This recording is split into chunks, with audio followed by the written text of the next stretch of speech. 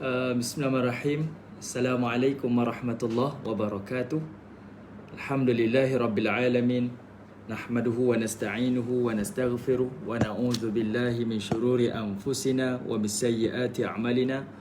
May yahdihillahu fala mudilla lahu wa may yudlil fala hadiya lahu. Asyhadu an la ilaha illallah wahdahu la syarika lahu wa asyhadu anna Muhammadan abduhu wa rasuluh. Amma ba'. Alhamdulillah.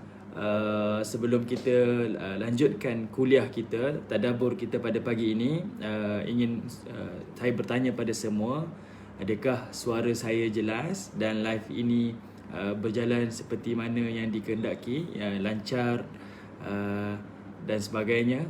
Mungkin boleh respon pada komen di bawah. Mudah-mudahan kalau okey, kita terus lanjutkan kita punya sambungan tafsir kita dan tadabbur kita pada surah As-Sajdah. Baik, terima kasih kepada Puan Shimah. Waalaikumsalam warahmatullahi. Okay, terima kasih. Saya jemput kepada semua sahabat-sahabat, ibu-ibu, ayah-ayah yang dirahmati oleh Allah yang mengikuti kuliah pada pagi ini, untuk sama-sama komen live ini dan juga kongsikan, sharekan live ini di Facebook masing-masing lah. Mudah-mudahan kita sama-sama memanjangkan lagi majlis ini kepada kenalan-kenalan kita, insya-Allah. Hanya semudah tuan-tuan tekan share sahaja supaya dapat dipanjang-panjangkan kepada orang lain, dan hanya sekadar tuan-tuan komen sahaja supaya notification tu naik di wall tuan-tuan dan juga naik di Facebook kenalan-kenalan kita, insya-Allah. Baik, saya masih menantikan pada tuan-tuan semua untuk mengetahui suara saya jelas ataupun tidak, clear ataupun tidak. Kalau jelas dan clear, insya-Allah saya akan teruskan live ini, insya-Allah. Baik, ada yang komen jelas, clear?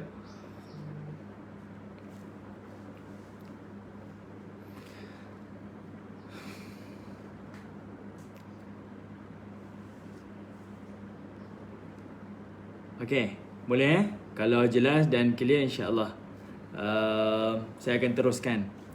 Bismillahirrahmanirrahim. InsyaAllah kita akan sambung tadabbur kita pada ayat yang ke-21. Okay, baik. Puan Shimah komen, Alhamdulillah, line clear. Alhamdulillah. Ramai yang berpuasa ke hari ni? Bila Puan Shimah sebut line clear, teringat nasi kandar line clear pula. Masih lagi ramai yang berpuasa, insyaAllah. Mudah-mudahan tuan-tuan diberikan semangat. Dan memang puasa 6 sebenarnya lebih getir berbanding dengan puasa Ramadan, sebab ujiannya, cabarannya, alasan-alasan yang kita bina sendiri kan, dia agak sukar. Sebab itu ganjarannya besar. Siapa yang melanjutkan puasa 6 Syawalnya setelah puasa Ramadan, ganjarannya sangatlah besar di sisi Allah Subhanahu Wa Taala. Ujiannya pun lebih berat lagi. Okey, baik, insya-Allah kita akan sambung lagi untuk tafsir surah As-Sajdah, surah yang ke-32 dalam Al-Quran. Dan sebelum kita masuk kepada surah ayat yang ke-21 dalam surah Sajdah, saya nak ajak pada tuan-tuan kita flashback balik 2 minggu kita tinggalkan tafsir kita. Tengok pada surah yang pada ayat yang ke-15 sikit je. Saya nak ulang sikit je supaya tuan-tuan akan nampak rentetan ayat ni berterusan, bersambung-sambung. Okey, kita tengok pada ayat yang 15 yang mana Allah Subhanahu Wa Taala menyebutkan, innama yu'minu bi ayatina alladzina idza dzukiru biha kharru sujadan wa sabbahu bihamdi rabbihim wa hum la yastakbirun. Kata Allah Subhanahu Wa Taala, sesungguhnya orang-orang yang beriman dengan ayat-ayat kami. Bi ayatina, ayat ni ada banyak maksud. Pertama, merujuk kepada kauliyah, ayat-ayat Allah Subhanahu Wa Taala di dalam Al-Quran. Yang kedua, ayat adalah merujuk kepada tanda-tanda dari sudut kauniyah, semula jadi, dari sudut alam ni. Sebenarnya ayat ataupun tanda-tanda, kalau tuan-tuan tengok ada yang terjemahkan ayatina, tanda-tanda kami, ataupun ayat-ayat kami, sebenarnya ada 6 yang disebutkan sebagai ayat, tanda. Okey, ayat, tanda ataupun ayat. Ada 6 perkara ataupun 6 pecahan dia. Nanti saya akan sebutkan. Kita akan jumpa pada ayat berikut nanti. Di sini Allah Ta'ala sebutkan siapa orang hamba Allah yang beriman dengan ayat-ayat Allah ataupun dengan tanda-tanda Allah. idza dzukiru, apabila diingatkan kepadanya, diberitahu kepadanya, diperingatkan kepadanya. Melalui tanda-tanda alam ni kita nampak ingat kepada Allah. Melalui ayat-ayat Al-Quran kita ingat kepada Allah.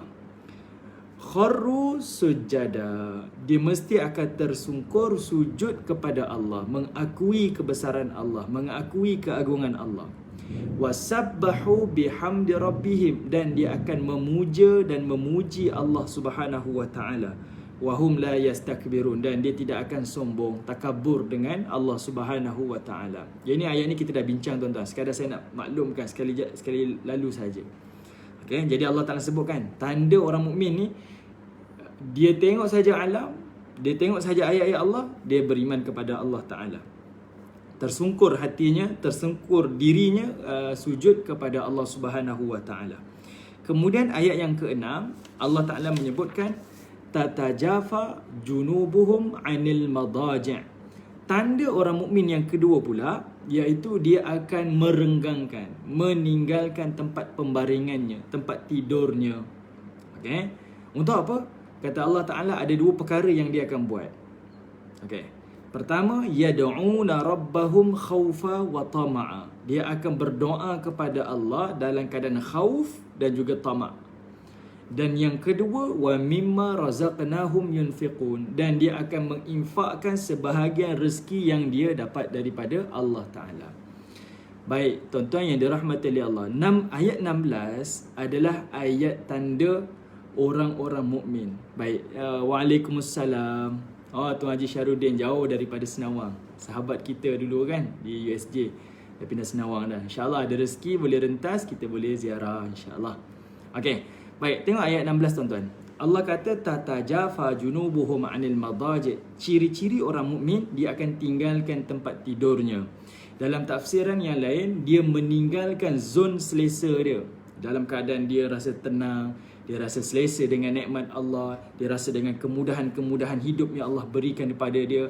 Ada pasangan, ada rezeki, ada pendapatan, ada anak-anak, ada keluarga, kan?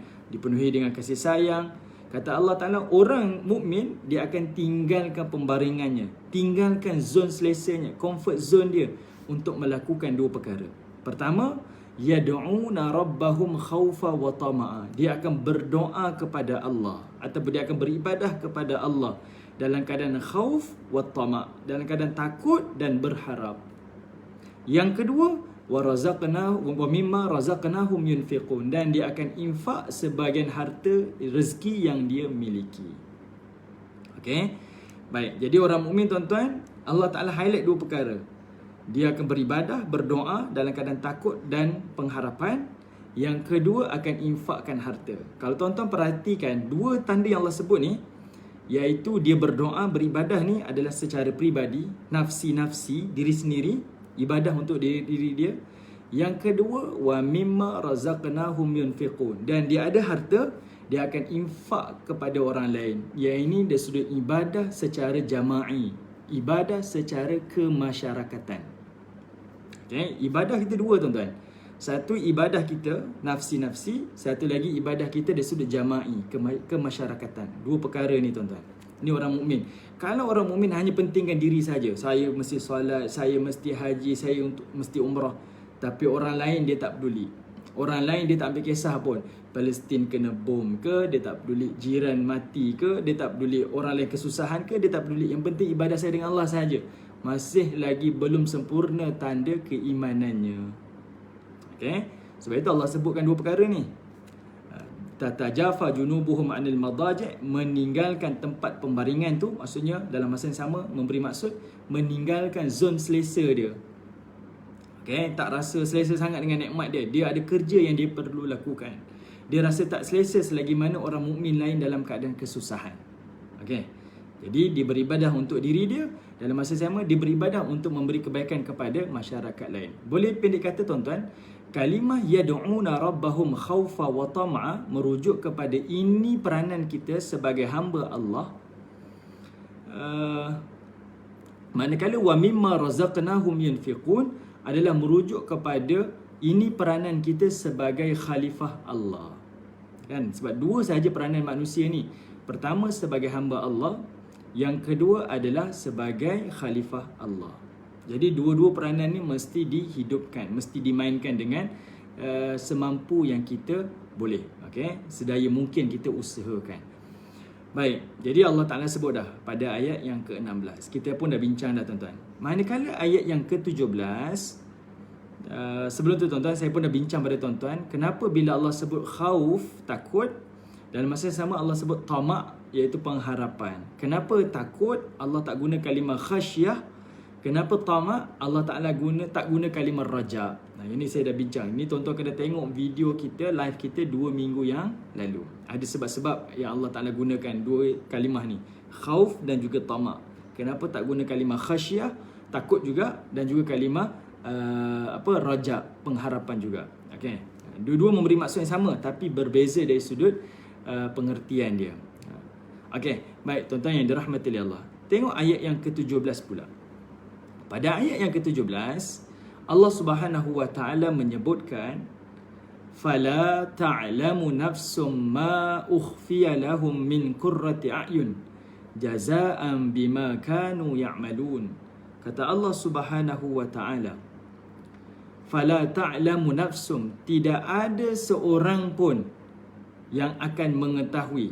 Okay, fala, dan maka tidaklah, ta'lamu nafsum, tidak ada seorang manusia yang akan tahu ma ukhfiya lahum, apa yang kami sembunyikan untuk mereka. Apa dia tuan-tuan? Dari sudut pahala dan ganjaran amal soleh dia.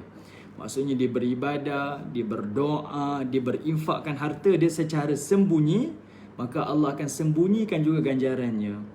Tapi Allah jamin ganjaran pahala daripada Allah, ganjaran nikmat yang Allah janjikan di hari akhirat, min qurrati a'yun, min qurrati a'yun, akan menjadi penyejuk, penyedap mata dia. Okey. Saya sebut dah tuan-tuan, kita punya kuliah yang lalu, kalimah qurrati a'yun selalu digunakan merujuk kepada cahaya mata kan, anak-anak. Anak-anak kita ni selalu kita cakap qurrati a'yun, penyejuk mata. Rabbana kita selalu sebut doa apa? Rabbana hablana min azwajina wa zurriyatina qurrati a'yun. Ya Allah, kau kurniakanlah kepada kami pasangan-pasangan, anak-anak yang qurrati a'yun, yang penyejuk mata ni, yang sedap hati kita ni, sedap mata kita melihat ni.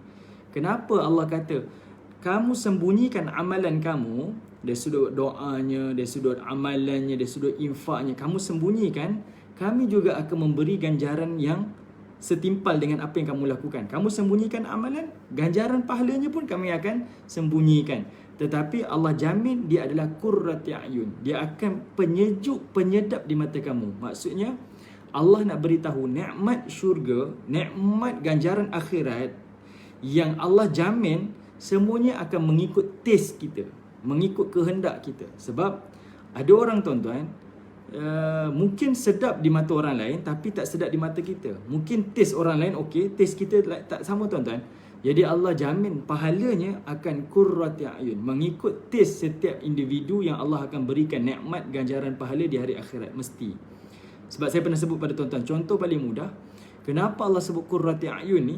Sebab selalunya ayat ini digunakan kepada anak-anak.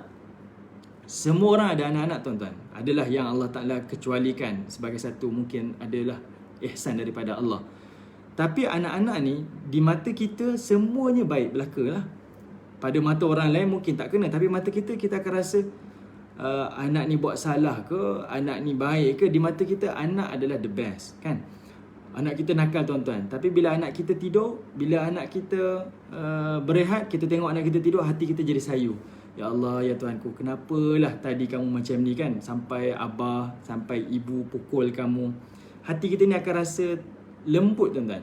Sebab anak-anak ni memang Allah Ta'ala campakkan perasaan sayang kita kepada anak-anak, automatik, sebab dia darah daging kita kan. Di mata orang lain mungkin biasa, tapi di mata kita tidak. Anak-anak sangat luar biasa. Jadi Allah Ta'ala gunakan kalimah itu pada nikmat syurga yang Allah berikan kepada setiap orang mukmin. Qurrati a'yun. Okay?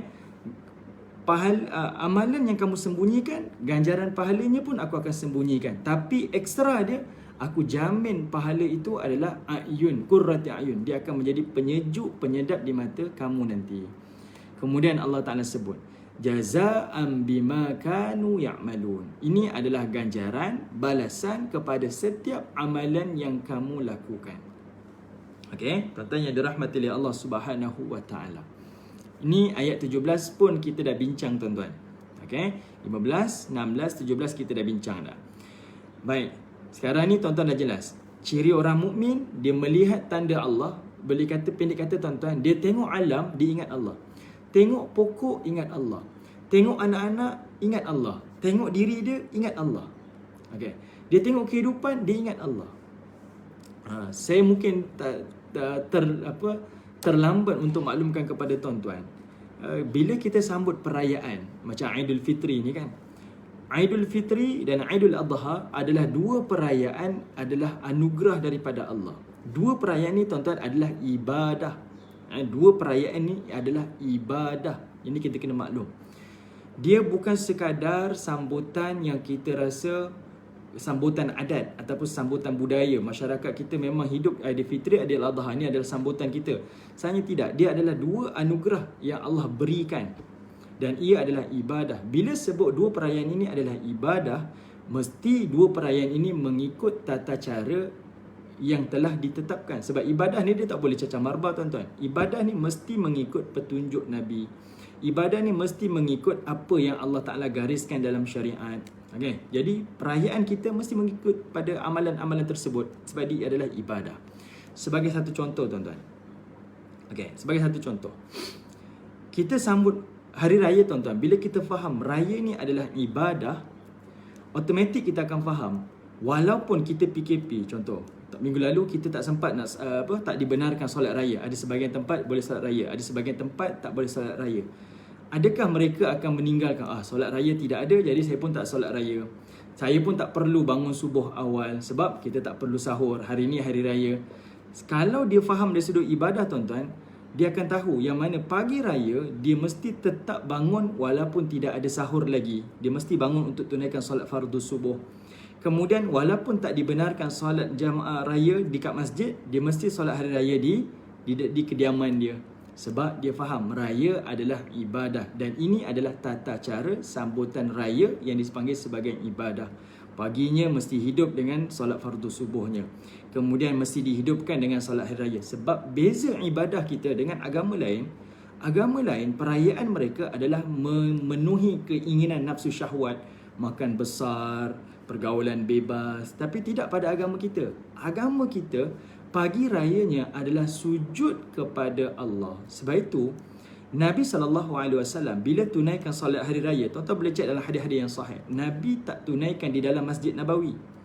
Sedangkan Nabi buat solat ibadah Aidul Fitri dan Aidul Adha di kawasan tanah lapang. Kalau tuan-tuan pergi di Madinah, di Masjid Nabawi tu, ada satu tempat di pintu Babus Salam, pintu satu yang tuan-tuan nak pergi ziarah makam Nabi tu, tuan-tuan toleh ke belakang, tuan-tuan tengok ada satu masjid di belakang tu, di luar pekarangan Masjid Nabawi. Namanya Masjid Al-Ghamamah.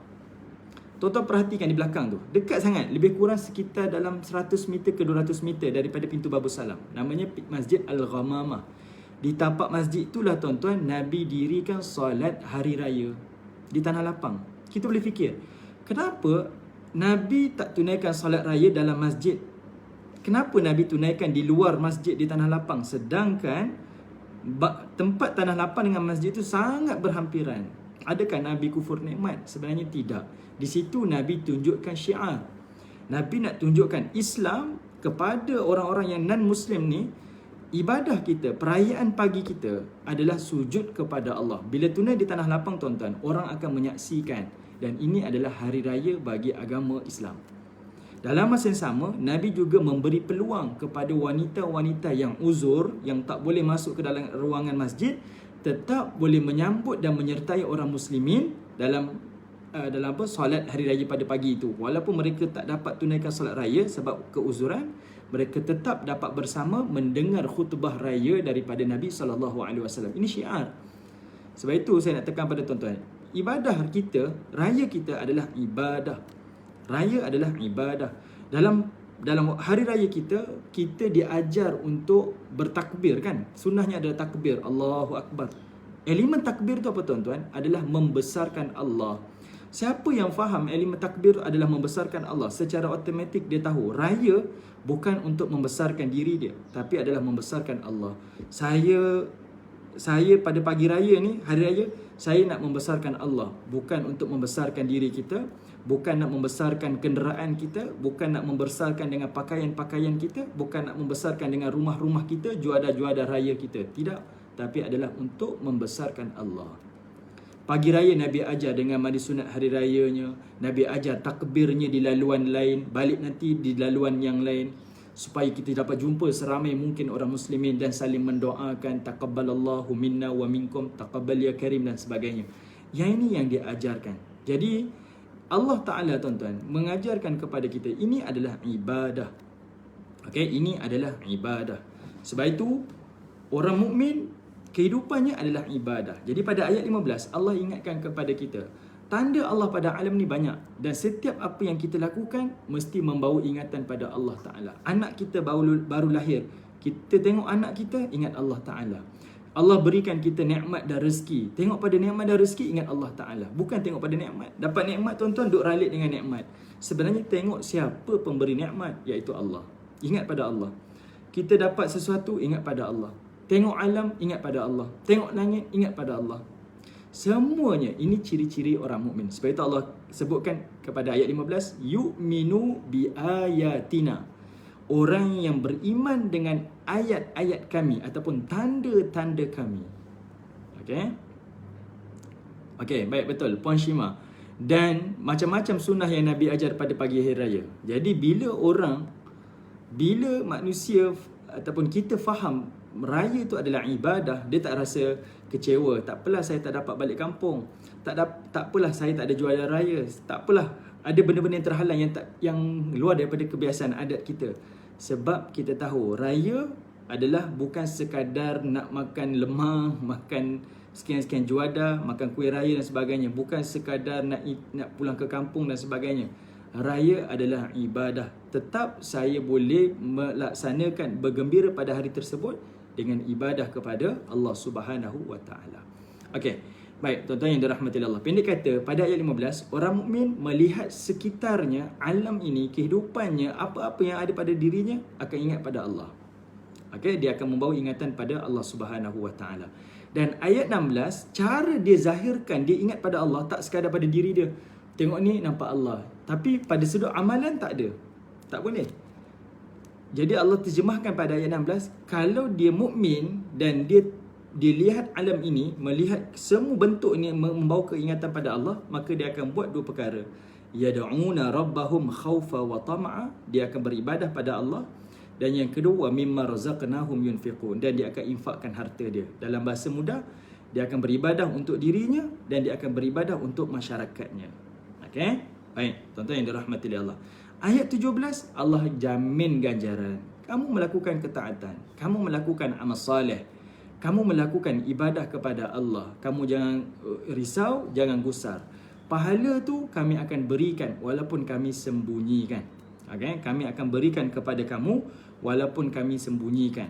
Tapi kamu kena tahu, nikmat itu adalah sangat besar. Dan nikmat itu akan setimpal dengan apa yang kamu lakukan. Sebab itu dalam satu hadis tuan-tuan, Nabi SAW menyebutkan kepada kita. Hadis ini hadis kudusi, yang mana Allah Ta'ala berfirman. Kata Allah Subhanahu wa taala, "A'dadtu li'ibadiyas salihin." Kami akan sediakan, persiapkan untuk hamba-hamba aku. Ini Allah berfirman tuan-tuan dalam hadis ni. Aku akan persiapkan untuk hamba-hambaku yang beramal soleh. Kata Allah Taala 3 perkara. Ma la 'ainun ra'at, apa yang tak pernah dilihat oleh matanya. Wala uzunan sami'at, dan apa yang tak pernah didengar oleh telinganya. Wala khatara ala qalbi bashar, dan apa yang tak pernah terlintas di hatinya. Maknanya tuan-tuan, nikmat dalam syurga tu lebih daripada jangkauan kita. Yang saya sebut pada tuan-tuan, semua dalam syurga ataupun nikmat pahala yang berada di akhirat nanti tuan-tuan, elemen dia, konsep dia adalah surprise. Elemen dia adalah kejutan. Semuanya kejutan yang tak pernah kita bayang, tak pernah kita dengar, tak pernah terlintas di fikiran kita. Itulah nikmat yang Allah akan berikan. Kita duk bayang saya nak macam ni, macam ni, macam ni. Semuanya lebih daripada bayangan kita, lebih daripada jangkauan kita. Baik, tuan-tuan yang dirahmati oleh Allah Subhanahu wa taala. Saya nak cerita pada tuan-tuan. Ada satu kisah. Ni tuan-tuan dengar hadis ni. Hadis ni hadis sahih. Disebutkan dalam riwayat Imam Muslim, ada juga disebutkan dalam hadis riwayat Imam Tirmizi. Abu Hurairah bawa hadis ni tuan-tuan. Dia cerita tentang lelaki terakhir yang keluar daripada neraka. Nabi cerita ni tuan-tuan, ada manusia yang terakhir masuk syurga, ada manusia yang terakhir keluar daripada neraka. Sebenarnya ada dalam beberapa versi periwayatan hadis ni, ada beberapa cerita. Jadi ada daripada kalangan kita akan ragu-ragu, saya dengar Nabi pernah sebut dalam sekian hadis, manusia terakhir keluar neraka sekian-sekian cerita dia. Tapi dalam hadis lain Nabi ada cerita manusia terakhir masuk syurga sekian-sekian amalan dia, cara dia. Sebenarnya tuan-tuan, dari sudut bahasa Arab, yang Nabi sebut tu semuanya sahih. Kalau disebutkan hadis sahih, sahih lah. Cumanya kenapa ada beberapa cerita? Sebab dari sudut bahasa Arab, kalau disebutkan terakhir ataupun ni lelaki yang disebut sebagai apa, lelaki contohlah dalam bahasa kita lelaki terakhir, bukan nak kata itulah lelaki yang paling akhir, tidak, tetapi ini adalah cerita golongan akhir masuk syurga ataupun golongan akhir masuk neraka. Jadi dia ada beberapa versi cerita dia. Okey, boleh faham? Ni perkara pertamalah. Baik, jadi hadis yang saya nak bawa ni hadis riwayat Imam Tirmizi daripada Abu Hurairah.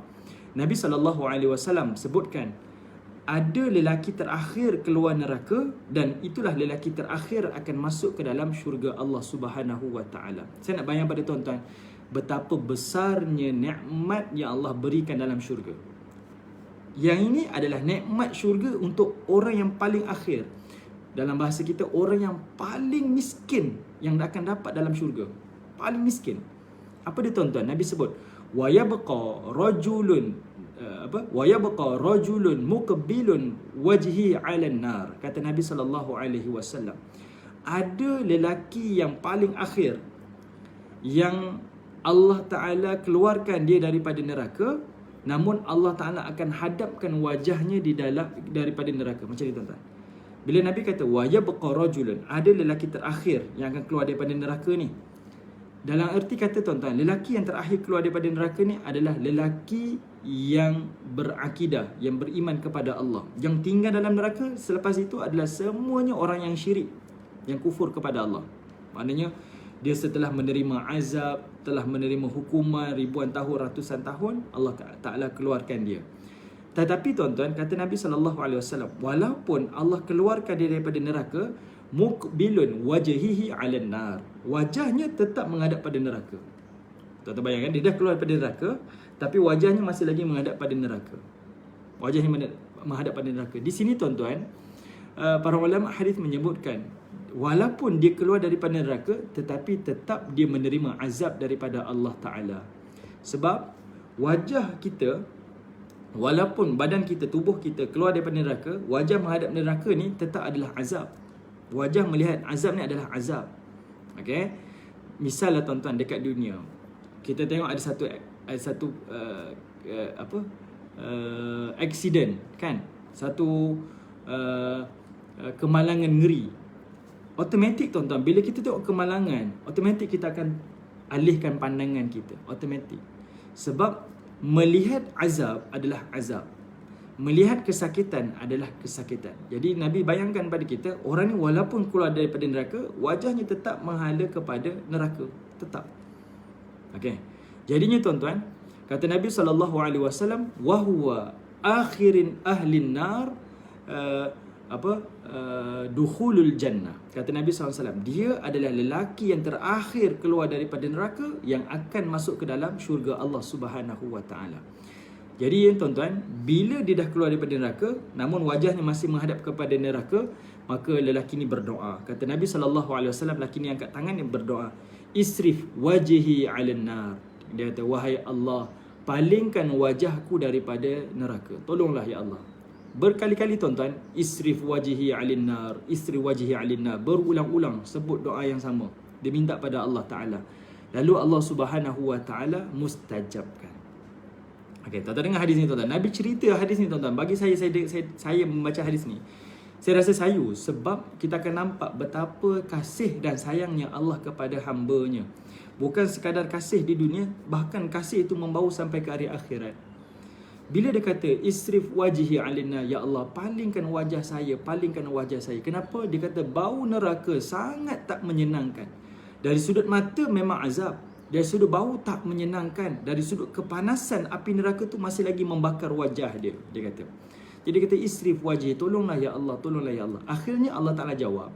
Kata Nabi SAW, Allah Taala berfirman kepada si fulan ni, dan kata Allah Subhanahu wa taala, kalau aku mustajabkan doa kamu, ada tak kemungkinan kamu akan berdoa dengan doa yang lain? Okay. Allah Ta'ala sebut ni, kalau aku mustajabkan doa kamu, ada tak kemungkinan kamu doa perkara yang lain? Kamu akan minta hajat yang lain? Kata Nabi SAW, lelaki yang terakhir, dia akan sebut apa? Dia kata, la wa izzatika. Tidak, demi apa, kemuliaan kau wahai Allah. Dia bersumpah tuan-tuan, la, dia kata tidak, wa izzatika, demi kemuliaan engkau wahai Allah. Kita bersumpah dengan wallahi wa billahi wa tallahi, kan? Ini antara sumpah. Tapi dalam hadis ini sebut wa izzatika, dia kata demi keagungan kau wahai Allah. Dia kata as'aluka ghaira, aku tak akan minta apa-apa dah. Itu saja, kau lepaskan aku daripada azab, itu adalah rahmat besar dari akhirat. Kau lepaskan saja. Dia minta ni tuan-tuan. Jadi Allah Subhanahu wa taala mustajabkan. Setelah dia berdoa berkali-kali, jadi Allah Taala mustajabkan. Bila makbul doanya tuan-tuan, wajahnya, kata Nabi SAW, dipalingkan daripada muqbilun wajhi 'alan nar, daripada pandang neraka ni, kata Nabi SAW, fa idza aqbala 'alal jannah. Wajahnya Allah palingkan menghala ke arah lain, dan automatik dia akan memandang ke arah syurga Allah. Dan kata Nabi SAW, aqbalal jannah, kata Nabi SAW, aqbalal jannah wa ra'aha, kata dia. Bila dia pandang, dialihkan wajahnya daripada pandang neraka, tengok pada di tempat yang lain, kata Nabi, aqbalal jannah, automatik dia akan pandang kepada syurga, wa ra'aha, dan dia akan pandang pada syurga, dia nampak. Dan kata Nabi SAW, thumma sakat, kemudian dia terdiam. Terdiam tuan-tuan. Sebab apa? Daripada pandang tempat yang paling azab, tempat yang Allah Ta'ala murka, Allah longgokkan kemarahan Allah dalam tu tuan-tuan, pindah pandang ke arah syurga. Sebab kita ni kan tempatnya di akhirat tu antara syurga ataupun neraka. Tak pandang kepada syurga, pandang ke arah neraka. Tak pandang pada neraka, pandang ke arah syurga. Jadi bila pandang pada syurga tuan-tuan, kata Nabi SAW, thumma sakat, Masya Allah wa ayiskut. Kata Nabi SAW, bila dia pandang saja pada syurga dan dia terdiam. Kenapa terdiam tuan-tuan? Sebab dia teringat pada janji dia yang dia kata pada Tuhan tadi, pada Allah Ta'ala, kalau kau tunaikan doa aku, kau mustajabkan doa aku, lepaskan aku daripada azab, aku tak akan minta lagi apa-apa hajat. Tapi kata Nabi SAW, setelah dipandang ke arah syurga, thumma sakat, dia terdiam. Kemudian disebut wa masya Allah wa ayiskut, dia kata wa masya Allah. Dan dia terdiam tu, kata Nabi, dengan diam yang agak beberapa lama. Sebab dia tak boleh bayang, satu, syurga tu luar daripada jangkauan dia, luar daripada bayangan dia. Nikmat, terlalu nikmat. Saya pun tak boleh nak cerita, saya pun tak tahu tuan-tuan. Jadi kata Nabi SAW, kerana nikmat syurga yang melebihi apa yang dia jangkakan tuan-tuan, dia terdiam. Satu lagi, dia terdiam kerana mengenangkan janji dia. Tuan-tuan bayangkan. Jadinya tuan-tuan, dalam masa yang sama tuan-tuan, walaupun dia terdiam, kata Nabi SAW, tak cukup dengan itu, dia tetap berdoa kepada Allah. Dia kata apa tuan-tuan? Wahai Allah. Dia angkat tangan lagi doa. Ya Rabb, dia kata, wahai Allah, kalau boleh kau hampirkan aku babal jannah. Dia kata, bawa aku berhampiran, duduk depan pintu syurga. Bukan masuk syurga tuan-tuan. Dia minta Allah Ta'ala sudah paling ke arah tempat lain, kemudian dia berdoa, wahai Allah, cukuplah kalau kau bawa aku pindah, duduk depan pintu syurga pun jadi dah. Tak payah cerita pasal lain. Duduk depan pintu syurga pun jadi dah. Tuan-tuan bayangkan. Sebenarnya bila dia berpaling ke arah syurga, belum duduk depan pintu syurga tuan-tuan, waktu itu nikmat dia telah dapat. Sebab bau syurga ni ratusan ribuan tahun jarak ni. Perjalanan ni dah dibau dah. Jadi bila dia dah nampak syurga walaupun jauh tuan-tuan, benda tu menjadi nikmat kepada dia. Dan hadis ni tuan-tuan memberi bayangan kepada kita, walaupun dia adalah lelaki terakhir keluar neraka dan lelaki terakhir masuk ke dalam syurga Allah, dia tetap disambut dan dipelawa ke syurga adalah Allah, bukan para malaikat. Kalau kita ingat dalam surah Al-Mulk, manusia yang berada di dalam neraka Allah, dia tak akan berbicara dengan Allah. Dia hanya berbicara dengan penjaga neraka kan.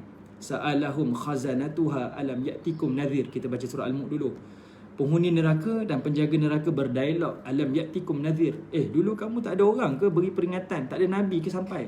Qalu bala qad ja'ana nadhirun fakadzabna wa qulna ma nazzalallahu min syai', kan? Ayat dalam surah Al-Mulk. Dialog antara penghuni neraka dengan penjaga neraka. Tapi bagi penghuni syurga, walaupun dia orang akhir masuk syurga tuan-tuan, yang sambut, yang berdialog dengan dia adalah Allah. Tuan-tuan bayangkan, itu adalah nikmat. Kalau dia berdialog, dalam arti kata mesti dia akan melihat Allah Subhanahu wa taala. Walaupun dia orang akhir, itu nikmat besar tuan-tuan. Dia berkata dengan Allah, wahai Allah, kalau kau dekatkan aku di pintu syurga pun memadai dah. Dan Nabi SAW kata tuan-tuan, Allah Ta'ala berfirman dengan firman yang sama. Kata Allah Ta'ala, kalau aku mustajabkan doa kamu, kemungkinan ada minta benda lain lagi tak? Dia sebut benda yang sama tuan-tuan. La wa izzatika, tidak demi kemuliaan engkau, as'aluka ghairah, aku tak akan minta benda lain dah. Tak akan minta. Tuan-tuan bayangkan, ni manusia tuan-tuan Bukan saya nak kata dunia je kita tamak tuan-tuan, akhirat pun kita tamak. Nikmat dunia pun kita jadi ralit tuan-tuan, kita jadi rambang mata. Bayangkan nikmat di dalam syurga Allah, nikmat di hari akhirat, manusia akan jadi lebih rambang mata. Tak peduli dah, tetap nak minta juga. Dan Allah Ta'ala tunjukkan kasih daripada hamba dia tuan-tuan. Kata Nabi SAW, dia ni berdoa bukan sekali tuan-tuan, tapi berkali-kali. Sepatutnya kalau ikutkan keadaan dia tak layak untuk masuk ke dalam syurga pun, tak layak. Tapi sebab kasihnya Allah, dia minta doa, akhirnya Allah Ta'ala mustajabkan. Dia dibawa duduk berhadapan di pintu syurga. Duduk depan pintu syurga tuan-tuan. Sampai depan pintu syurga tuan-tuan, kata Nabi SAW, dia tengok keseronokan penghuni-penghuni syurga menjadikan dia lebih tak boleh tahan diri dia. Tak boleh tahan. Dia minta lagi sekali pada Allah, sedangkan dia dah berjanji dah. Tapi dia minta lagi pada Allah, wahai Allah, masukkan aku ke dalam syurga. Minta, tak peduli dah malu ke, dah berjanji ke, dia tak kisah. Minta, berdoa banyak kali, ya Allah, masukkan aku dalam syurga, masukkan aku dalam syurga. Dan Allah jawab tuan-tuan, masuk kamu dalam syurga. Tuan-tuan bayangkan, Allah Ta'ala angkat, Allah Ta'ala makbulkan, masuk kamu dalam syurga. Akhirnya dia masuk ke dalam syurga Allah Subhanahu wa Ta'ala. Daripada hanya minta toleh daripada pandang neraka, pindah pandang tempat lain, akhirnya minta sampai duduk depan pintu syurga. Dah sampai pintu syurga tuan-tuan, minta masuk dalam syurga. Tetap Allah Ta'ala perkenankan, tetap Allah Ta'ala mustajabkan. Akhirnya masuk dalam syurga Ta'ala tuan-tuan. Dalam hadis yang lain tuan-tuan, sebab itu saya sebut, ada riwayat lain pula, bila lelaki yang terakhir ni masuk dalam syurga Allah Subhanahu wa Ta'ala, dia dah masuk, kemudian dia keluar. Dia dah masuk tuan-tuan, dia minta tadi masuk, dia dah masuk, kemudian dia keluar. Kenapa tuan-tuan? Bila dia masuk tuan-tuan, kemudian dia keluar, dia kata, wahai Allah, adakah engkau bergurau ataupun engkau mempermain-mainkan aku? Dalam hadis tersebut, adakah engkau mempermain-mainkan aku? Sebab aku lihat syurga ni penuh. Dia kata, aku tengok syurga ni penuh, tak ada ruang dah. Sebab dia orang akhir tuan-tuan. Allah kata, masuk dulu.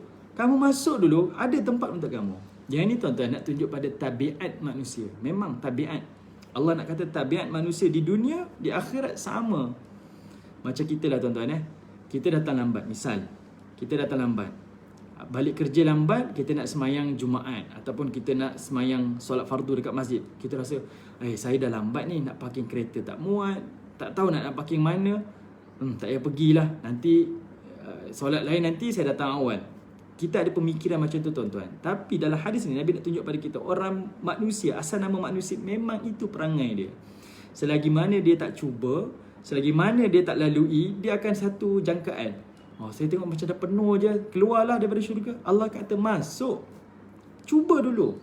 Pergi dulu. Adalah parking untuk kamu. Kamu datang dulu solat. Adalah ruang kamu. Kita bagi tawaran. Marilah jom kita berinfak di PMP. Marilah kita nak buat tanah wakaf dekat Nigeria sekarang ni. Kita alamak, saya dah lambat lah. Saya rasa macam dah penuh lah. Macam tak ada ruang lah. Cuba dulu. Buat dulu. Allah Ta'ala akan mudahkan. Ni tak cuba lagi tuan-tuan, sudah ada mental block. Tak boleh, tak cukup, kita tak ada kekuatan, tak ada itu. Yang penting cuba. Jadi Allah Ta'ala sebut dalam hadis ni tuan-tuan, masuk dulu. Dan bila dia masuk tuan-tuan, Allah Subhanahu Wa Ta'ala menjanjikan tuan-tuan.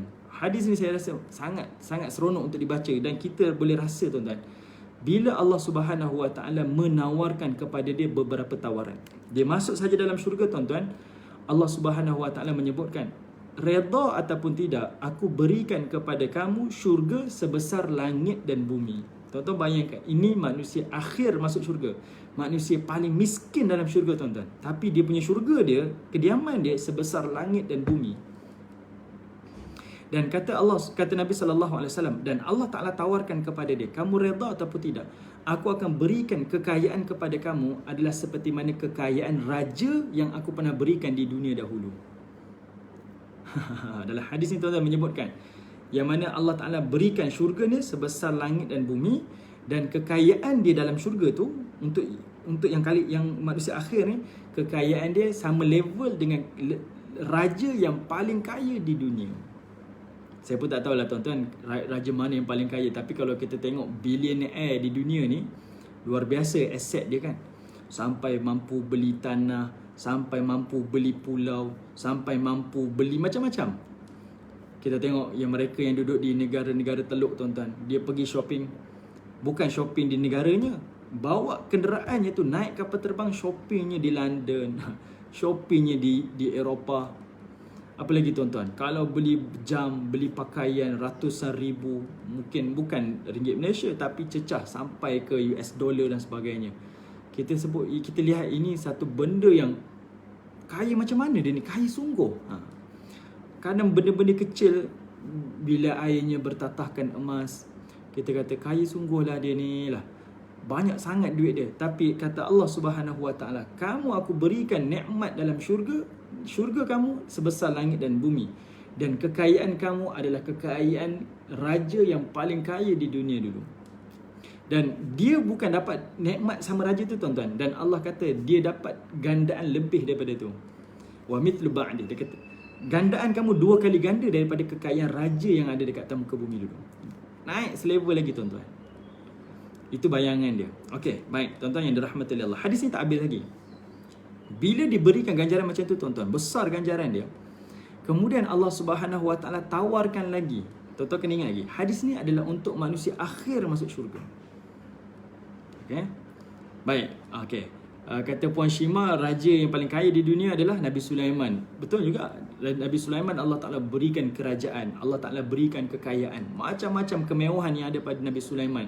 Tapi disebut last kali, hadza min fadli rabbi, ini adalah daripada kurniaan Tuhan aku. Ini adalah daripada Tuhan aku, bukan daripada aku kan. Mungkin jugalah Nabi Sulaiman, maknanya apa yang ada pada Nabi Sulaiman, dia boleh kontrol makhluk-makhluk yang ghaib, makhluk-makhluk yang nyata, kekayaan dia, harta dia, aset dia yang sangat luar biasa tu. Yang dalam Quran ada sebut cerita tentang dia tebas kuda-kuda dia kan. Macam-macam tuan-tuan. Nak bagi tahu kekayaan Nabi Sulaiman. Manusia yang paling miskin dalam syurga, itulah nikmat yang dia dapat. Tapi dia naik satu level lagi, 2 kali ganda daripada nikmat tersebut. Masya Allah, kita tak boleh bayangkan. Okey, baik tuan-tuan yang dirahmati oleh Allah Subhanahu Wa Ta'ala. Kemudian bila dia masuk dalam syurga tuan-tuan, dah diberikan nikmat, kemudian Allah Ta'ala tawarkan kepada dia lagi. Kata Allah Subhanahu Wa Ta'ala, aku tawarkan kepada kamu sekarang ni, kamu minta apa yang kamu inginkan. Okey, kamu minta apa yang kamu inginkan. Kamu nak minta apa? Minta, aku akan tunaikan, aku akan makbulkan. Tadi tuan-tuan, dia minta baru Allah mustajabkan. Tapi dia masuk syurga tuan-tuan, sebelum ni kan kita dah tengok dah, bila Allah Ta'ala kata jannatul ma'wa, Syurga tu adalah kediaman bagi penghuni-penghuni dia. Dia masuk syurga, layanannya adalah sebagai macam tetamu. Walaupun di rumahnya, di kediamannya, dia layan macam tetamu. Apa dia minta, Allah mustajabkan. Masuk syurga tuan-tuan, Allah tawarkan, sekarang kamu minta apa yang kamu minta. Dan kata Nabi SAW, lelaki ni dia minta apa yang dia nak. Dekat dunia dia nampak itu dia nak. Saya nak, contohlah, saya bagi bayangan tuan-tuan. Dia nampak dulu dia pernah berjalan sampai sekian negara. Ada kawasan cantik di Switzerland misal. Saya nak syurga saya macam tu. Kemudian saya nak percutian pantai seperti di Bali misal lah. Saya nak macam tu juga di syurga saya. Tuan-tuan tahu tak, bila dia minta tuan-tuan, Allah Ta'ala kata apa? Kamu tak nak macam ni ke?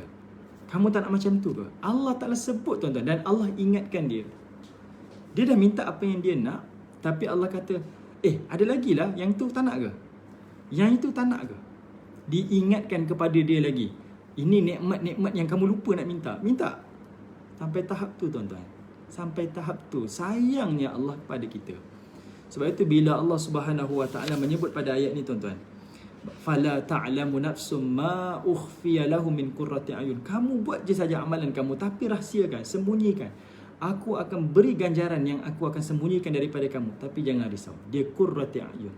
Dia akan sedap di mata kamu, dia akan mengikut taste kamu.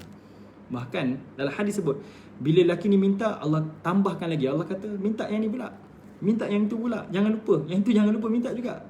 Minta tuan-tuan, akhirnya last, habis. Dia kata, saya tak tahu nak minta apa dah, habis. Apa tuan-tuan? Allah Subhanahu Wa Ta'ala kata, aku tambahkan lagi yang kamu minta ni, naik satu lagi level. Kemudian Nabi sebut, diulang lagi sampai 10 kali ganda tuan-tuan, daripada ganjaran yang dia bayangkan. 10 kali ganda nikmat yang dia bayangkan, Allah tambahkan lagi. Ini adalah nikmat yang paling miskin di dalam syurga Allah Subhanahu Wa Ta'ala. Hadis yang akhir sekali tuan-tuan, Allah ketawa. Hadis ni yang terakhir sekali kata Nabi SAW. Akhirnya Allah Ta'ala ketawa dengan kerana ataupun telatah hambanya yang terakhir masuk dalam syurga Allah Subhanahu Wa Ta'ala. Jadi tuan-tuan, saya suka hadis ni. Dan saya sendiri, pengalaman saya kenangkan hadis ni tuan-tuan. Dan saya bayangkan, saya berdoa sentiasa, taklah nak menjadi orang yang terakhir. Tapi itu pun cukup menjadi rahmat dah kepada kita, walaupun kita terakhir masuk syurga. Tapi kalau boleh kita nak yang terawal ataupun yang berada di tengah-tengah kan, ganjarannya lebih besar lagi. Dan kita kalau boleh tak nak langsung masuk ke dalam neraka Allah. Tapi saya sentiasa bayangkan, bila kita dalam beribadah kita pada Allah, bila kita berdoa kepada Allah, bila kita salat di hadapan Allah tuan-tuan, bawakan hadis-hadis seperti ini sebagai bayangan kepada kita. Ini nikmat yang Allah berikan. Kalau di akhirat pun Allah Ta'ala boleh berikan pengampunan dan mustajabkan doa kita, apatah lagi kita di dunia. Hanya kadang kita terlupa untuk meminta. Dan kita terlupa yang kita sebenarnya dalam keadaan bercakap, berhubung dengan Allah Subhanahu Wa Ta'ala yang maha kaya. Kenapa kita susah nak berdoa, nak mengangkat tangan? Sebab hati kita ni tuan-tuan, tidak ada tidak ada rasa perhambaan kepada Allah. Bila kita ada rasa perhambaan pada Allah, automatik semua benda kita akan berdoa pada dia. Automatik. Yang menyebabkan kita jadi sukar nak berdoa, sebab kita tak rasa kita ni jadi hamba pada dia. Okay? Kita tak rasa kita memperhambakan diri pada dia. Sebab orang yang, contoh, kalau kita bekerja dengan majikan tuan-tuan, apa-apa kita buat, kita akan fikir, saya nanti nak minta majikan lah. Kalau kita rasa, saya tak cukup pendapatan, saya rasa nak pendapatan lebih, kita tak fikir nak minta orang lain. Saya nak minta majikan lah, naikkan gaji ke, nak itulah, nak ini. Kita akan ingat, sebab kita tahu kita bekerja untuk dia. Jadi kita dalam berdoa ni tuan-tuan, kenapa kita jarang nak berdoa, jarang nak meminta, berserah kepada dia? Sebab kita tak rasa kita memperhambakan diri kita dekat dunia ni adalah kepada Allah Subhanahu Wa Ta'ala. Okey, baik tuan-tuan yang dirahmati oleh Allah. Kemudian ayat yang 18, Allah Ta'ala menyebutkan, afaman kana mu'minan kaman kana fasiqah la yastahun. Allah Ta'ala mengingatkan kepada kita. Kata Allah Ta'ala, maka apakah sama orang mukmin dan juga orang fasik? Dan Allah kata, la yastahun, dia tidak akan sama. Orang fasik dengan orang mukmin tak akan sama. Tak akan sama. Sebab ayat ni adalah ayat Mekah tuan-tuan. Ayat di kota Mekah. Yang mana orang Mekah, sebab ayat dekat kota Mekah tuan-tuan, orang fasik kata, kamu salat, kami tak salat, tapi nikmat kita sama. Saya makan, kamu makan. Kamu dapat nikmat, saya pun dapat nikmat. Bahkan ada di antara orang fasik pula kata, kamu solat pun kamu hamba dan aku ni adalah tuan kamu. Aku adalah pemerintah di bumi Mekah. Dia rasa macam tu. Tapi Allah Ta'ala sebut pada ayat 18, orang mukmin, orang fasik la yastahun. Dia tidak akan sama.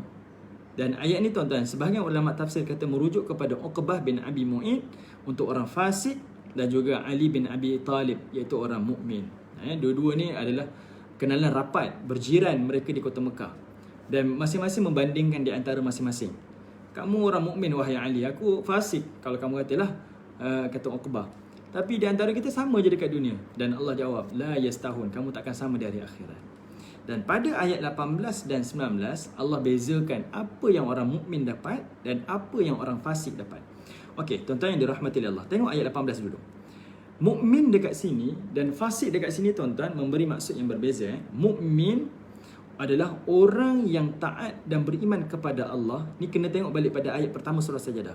Beriman pada Allah sebagai Rabbul Alamin, yang beriman kepada Al-Quran, dan juga yang beriman kepada Rasul. Ini tiga beriman pada Allah, beriman pada Quran, beriman pada Rasul. Ini tuan-tuan kena tengok permulaan surah Sajadah. Okey, tiga ni orang mukmin. Manakala orang fasik di sini adalah dia terkeluar daripada keimanan kepada Allah, keimanan kepada Quran, keimanan kepada Rasul. Okey, sebab ni bicara surah Sajadah ni berkaitan tadi tiga perkara tu tuan-tuan. Allah, Rasul, Quran. Okey, tiga perkara ni. Jadi orang mukmin, orang yang patuh tiga perkara ni, Allah, Quran, Rasul. Orang fasik dia terkeluar daripada ketaatan pada Allah, Quran, Rasul. Okey. Baik, tengok ayat 19 tuan-tuan. Allah kata, orang mukmin di hari akhirat nanti, ammal ladzina amanu wa amilus salihat. Orang mukmin yang beriman dan beramal soleh, falahum jannatul ma'wa. Di hari akhirat Allah akan berikan kepadanya jannatul ma'wa, iaitu diberikan satu syurga, yang mana syurga itu adalah sebagai al-ma'wa tu adalah nama syurga, jannatul ma'wa. Syurga ma'wa nama dia. Tapi ma'wa ni adalah tempat perlindungan, ataupun ma'wa ni adalah kediaman. Dalam bahasa Arab, ma'wa ni maksudnya rumah, tempat tinggal. Jadi Allah membayangkan pada kita tuan-tuan, syurga di akhirat adalah tempat tinggal kamu. Itu adalah rumah kamu, kediaman kamu. Macam mana pun kamu akan pulang ke dalam syurga Allah Subhanahu Wa Taala. Okey. Dan saya pernah sebut pada tuan-tuan, yang mana dalam syurga tu kenapa Allah Taala sebut ma'wa, tempat tinggal? Sebab tiga perkara. Okey. Pertama, sebab Allah nak beri bayangan syurga tu sangat komplit dan sempurna. Macam mana kita sempurnakan rumah kita sebagai tempat kediaman kita, tempat tinggal kita, Allah sebut juga dalam syurga nanti dia akan sempurna, komplit juga keadaan dia. Kedua, Allah nak memberi bayangan kedudukan kamu dalam syurga bukan dalam keadaan tidak selesa. Kamu akan duduk dalam syurga dalam keadaan selesa, sebab itu adalah kediaman kamu. Macam saya sebut pada tuan-tuan, walaupun kita pergi ke rumah sesiapa pun, orang kata duduklah, buat macam rumah sendiri, tetap kita tak rasa selesa. Rumah kita kecil, tapi itulah yang selesa untuk kita, sebab itu rumah kita. Kan, katil kita biasa-biasa tuan-tuan, berbanding katil di hotel, di rumah orang lain yang lebih mewah lagi. Tapi baring di katil sendiri lebih seronok daripada baring di tempat lain. Sebab apa? Sebab rasa selesa tu. Jadi Allah kata, syurga yang kamu duduk ni adalah syurga yang kediaman kamu, tempat tinggal kamu. Kamu akan rasa selesa, tenang di dalamnya, dan kesempurnaan dia punya fasiliti sama akan dicukupkan kepadanya. Dan yang ketiga, sengaja Allah sebut rumah ni, syurga ni adalah sebagai ma'wa, adalah sebagai nak bagi tahu macam mana pun keadaan kamu, kedudukan kamu, itulah tempat kembali kamu. Sebab kita dekat dunia pun macam tu juga tuan-tuan. Pergilah mana-mana pun, musafirlah ke mana-mana pun, kita mesti nak balik ke rumah kita. Kita mesti akan pulang ke rumah kita. Jadi itu yang Allah Ta'ala jamin kepada orang mukmin dan orang yang beramal soleh dekat dunia. Kamu jangan risau, akhir sekali ending kamu akan pulang ke syurga, iaitu rumah kamu nanti. Kemudian Allah Ta'ala sebut kalimah nuzulan. Nuzulan ni saya sebut dia adalah sebagai macam appetizer, welcome drink yang Allah akan sediakan. Dia masuk syurga tuan-tuan, Allah Ta'ala akan berikan nuzulan, bima kanu ya'malun, setimpal dengan apa yang kamu lakukan. Baik, ayat yang ke-20 Allah Ta'ala menyebutkan, wa ammal ladzina fasaku fama'wahumun nar. Manakala orang-orang fasik pula, fama'wahumun nar. Allah gunakan kalimah ma'wa kat situ. Ada ma'wa kat situ. Okey. Kalimah yang sama juga dengan jannatul ma'wa. Orang fasik Allah kata fama'wahumun nar. Neraka itu adalah kediaman kamu. Okey. Neraka itu adalah kediaman kamu. Beza kan? Orang ahli syurga diberikan nikmat, rumah tu adalah nikmat. Ahli neraka, rumah tu adalah azab. Okay. Kemudian tuan-tuan, Allah kata apa? Kullama, tuan-tuan perhatikan. Kullama aradu an yakhruju minha. Kullama, semua di antara mereka ni tuan-tuan.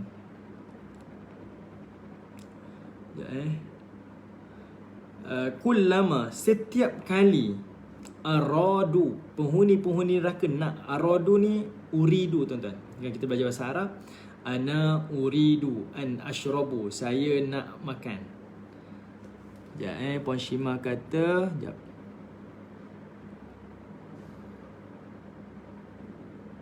Okey, kalau tengok kalimah fasik dalam ayat ini adalah merujuk kepada surah Sajadah. Dia fasik maksudnya dia terkeluar daripada ketaatan pada Allah sebagai Rabbul Alamin. Dia keluar daripada ketaatan pada Quran, dia terkeluar daripada ketaatan pada Rasul. 3 perkara. Sebab 3 perkara ni adalah yang Allah bicarakan dalam surah Sajadah. Pada peringkat awal dulu kita dah bincang dah. Okay? Allah Ta'ala sebut pasal Quran, Allah sebut sebagai Rabbul Alamin yang menghidupkan manusia, cipta manusia dan sebagainya. Dan Allah Ta'ala cerita tentang Rasul, membenarkan Nabi sebagai Rasul. 3 perkara ni. Jadi mukmin dan fasik dekat situ. Mukmin yang taat pada 3 perkara ni, fasik yang ingkar kepada 3 perkara ni. Okay, baik. Jadi ayat yang ke-20, Allah kata kullama, setiap kali penghuni-penghuni neraka ni aradu, dia nak tuan-tuan. Aradu tu daripada kalimah uridu. Kita sebut uridu, saya nak, I want. Okay, nak apa? An yakhruju, nak keluar minha, daripada neraka. Setiap kali dia nak, dia tak tahan, dia nak keluar daripada neraka. U'idu fiha, Allah tak sebut mudah je. U'idu fiha, setiap kali dia nak keluar, u'idu fiha, Allah akan kembalikan fiha. Kalimah fiha tu Allah Ta'ala bukan apa ke u'idu maksudnya dikembalikan. Dia keluar tuan-tuan tak boleh lepas. Allah Ta'ala akan tarik dia masuk balik dalam neraka. Dan kalimah u'idu tu, kembali dekat situ, dia bukan sekadar kembali, tapi kata Allah fiha, masuk ke dalam tengah-tengah neraka, ya, tempat yang paling azab. Setiap kali, kullama tu setiap kali, berulang-ulang perbuatan tu. Dia nak lari daripada neraka, akan ditarik masuk duduk tengah-tengah neraka. Bertambah lagi azab, bertambah lagi azab, bertambah lagi azab. Okey, kalau tuan-tuan tengok dalam satu surah, surah Al-Hajj. Okey, tengok pada surah Al-Hajj tuan-tuan. Tengok ayat yang ke-22. Allah sebut kalimah yang sama, tapi Allah sebut kenapa penghuni neraka ni keluar. Surah Al-Hajj, surah yang ke-22, kata Allah, kullama aradu an yakhruju minha. Setiap kali penghuni neraka ni nak keluar daripada neraka, min ghammin. Allah kata min ghammin. Min ghammin ni maksud dia daripada apa? Kalimah ghammin ni kalau English disebut anguish, daripada penderitaan. Dan Allah sebut kalimah ghammin tu adalah dengan nakirah, kata nama bukan kata nama khas. Dia tidak ada alif lam kat situ. Dia ghammin, nakirah. Maksudnya dalam neraka ni semua adalah azab. Semua yang Allah Ta'ala letak dalam neraka, semuanya adalah azab, penderitaan. Dia makan azab, dia minum azab, dia berehat azab. Apa yang dia buat semuanya azab. Sebab azab tu adalah secara umum. Semua perkara azab. Okay? Bukan azab yang dikenal pasti. Sebab itu tak sebut kata nama khas, tak sebut makrifah. Saya minta maaf tuan-tuan. Cuma saya nak beritahu, Allah kata setiap kali dia nak keluar daripada neraka, min ghammin. Sebab neraka tu dipenuhi dengan ghammin. Maksud dipenuhi dengan anguish, dengan penderitaan. U'idu fiha. Allah Ta'ala akan tarik dia, kembalikan ke dalam neraka. Dan Allah sebut kalimah fiha, iaitu Allah Ta'ala bukan tarik letak dekat tebing. Kan dia dah keluar kan? Bukan tarik letak tepi. Fiha, Allah ambil dan letak di tengah-tengah neraka. Bertambah lagi azab di dalam neraka Allah. Tapi dia tak ada pilihan tuan-tuan. Dia mesti nak keluar juga. Mesti nak keluar. tak tahan penderitaan di dalam neraka Allah Subhanahu wa taala. Okey, yang ini Allah Taala bayangkan kepada kita tuan-tuan, keadaan di dalam neraka Allah Subhanahu wa taala. Sebab itu jangan kita melakukan apa-apa yang terkeluar daripada kemukaan Allah. Jangan kita lakukan perkara-perkara yang dilarang oleh Allah Subhanahu wa taala. Tak berbaloi untuk menerima azab di hari akhirat. Baik, kemudian Allah Taala menyebutkan waqila lahum, dan dikatakan kepada mereka, penjaga neraka akan cakap pada penghuni neraka, dzuqu azaban nar, sekarang ni kamu rasakanlah azab ni, allazi kuntum bihi tukadzibun, yang mana dulu dekat dunia kamu telah abaikan, kamu telah dustakan. Dan kalimah dzuqu azaban nar allazi kuntum bihi tukadzibun adalah ucapan penjaga neraka, iaitu malaikat Zabaniyah kepada penghuni neraka, dalam keadaan ini sebagai penghinaan dan cercaan, menambah lagi sakit dia, menambah lagi kebencian dan kesakitan di dalam neraka. Kita dah terima azab tuan-tuan, kemudian orang peli-peli kita, bertambah lagi kesakitan dekat dada ni. Okay. Azab fizikal ada, azab psikologi pun ada di dalam neraka Allah Subhanahu wa taala. Okey, sebab itu kalau tuan-tuan perhatikan ayat 19 bila cerita tentang syurga, pendek je.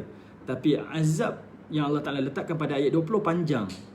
Allah Taala detailkan macam mana keadaan dia, apa dialog yang dia akan terima dalam neraka, nak menambahkan, nak membayangkan pada kita kesengsaraan di dalam neraka Allah Taala. Hanya sebab tak percaya pada Allah, menolak kepada Rasul, menolak kebenaran Al-Quran. 3 perkara ni je.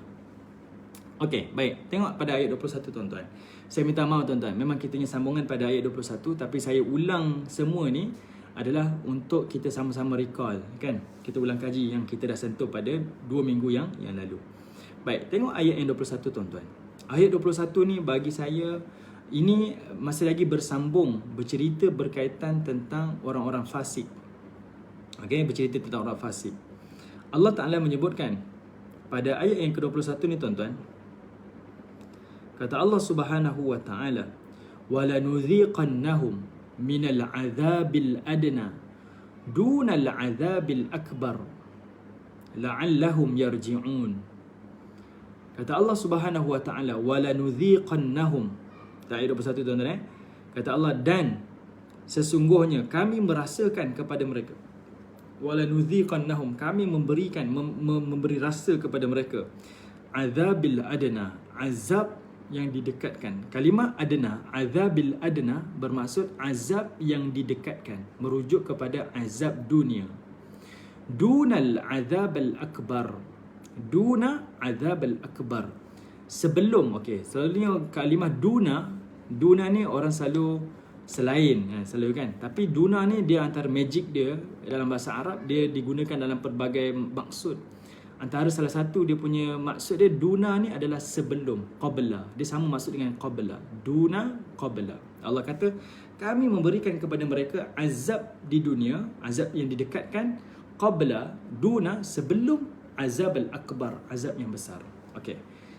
Benda pertama tuan-tuan kena perhatikan bila kita tadabbur. Tuan-tuan perhatikan, kenapa Allah gunakan azab al-adna, azab yang dekat, dan kemudian Allah sebut azab yang besar. Dia macam tak tally dia punya perbezaan dia. Sepatutnya azab dekat, azab jauh, ataupun azab kecil, azab al-asghar, dan juga azab al-akbar, kan? Azab yang besar, azab kecil, azab besar. Azab al-adna, azab yang dekat, dengan azab yang jauh, kan? Kan ada beza sepatutnya macam tu. Tetapi dia tak tally. Ada guna azab al-adna, azab dekat, kemudian azab al-akbar. Sebenarnya dua-dua ni ada maksud dia. Okey, dua-dua ni ada maksud. Kenapa Allah sebut azab al-adna? Okey, sebelum tu lagi tuan-tuan, tuan-tuan perhatikan lagi. Kenapa Allah gunakan kalimah al-adna, azab dekat? Kenapa Allah tak gunakan azab al-akrab, azab dekat? Kan kalimah qarib, qariba ni dekat, kan? Qarib, kita ada sahabat karib. Sahabat karib, sahabat paling dekat dengan kita. Dalam bahasa Arab sebut qarib, yang dekat. Kenapa tak sebut azab al-aqrab, azab yang dekat, tapi sebut azab al-adna? Kenapa Allah sebut azab al-adna? Okey, baik. Di sini tuan-tuan, kalau perhatikan kalimah adna, dia ada 3 maksud. Dia datang daripada kalimah dana. Kalau tuan-tuan tengok dalam kamus Mu'jam, kalimah adna ada 3 maksud. Dia datang daripada kalimah dana. Dana, dal, nun, alif. Okey, dal, nun, alif, dana. Dan dia punya masdar dia adalah dunuwun. Dal, nun, waw. Dunuwun. Itu kalimah adna. Kalimah asal dia daripada kalimah dana, dunuwun. Dana tu kalimah asal dia sulati.